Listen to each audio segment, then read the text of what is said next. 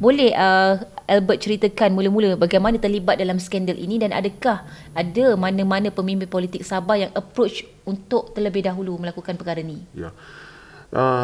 Pertama sekali saya ingin menegaskan, saya bukan ahli politik.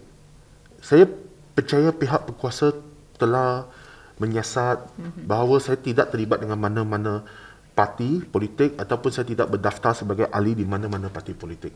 Okey.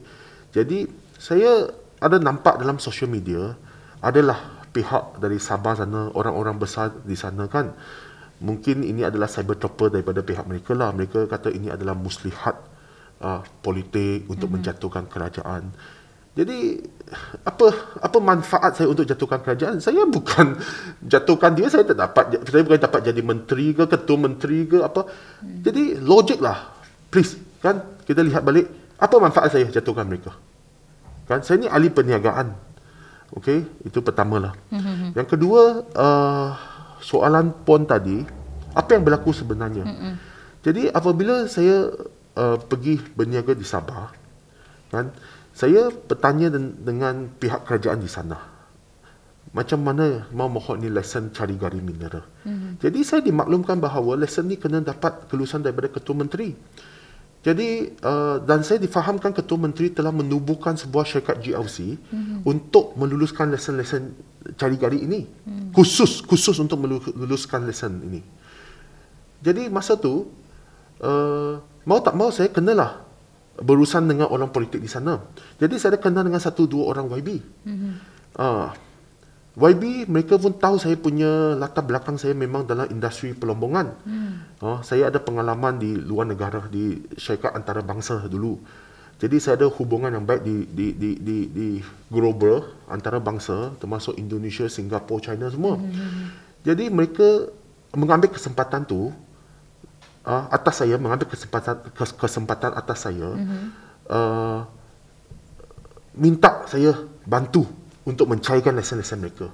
Sebab Ketua Menteri telah memakai GLC ini untuk membeli lesen kepada YB.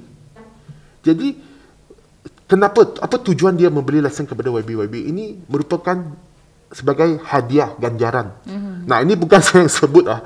Ini dalam video-video, kalau penonton ada nampak dalam video, YB yang mengesahkan bahawa ini adalah ganjaran daripada Ketua Menteri bagi kepada mereka kerana mereka menyokong Ketua Menteri semasa Kota Kinabalu move.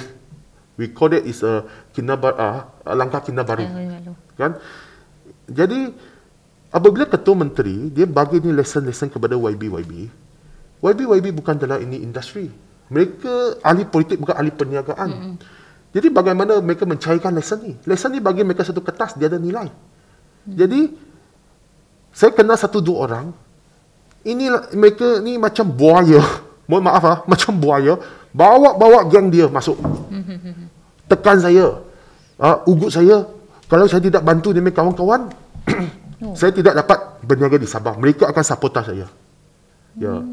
Lihatlah podcast interview sebelum ini. Saya cerita apa yang benar.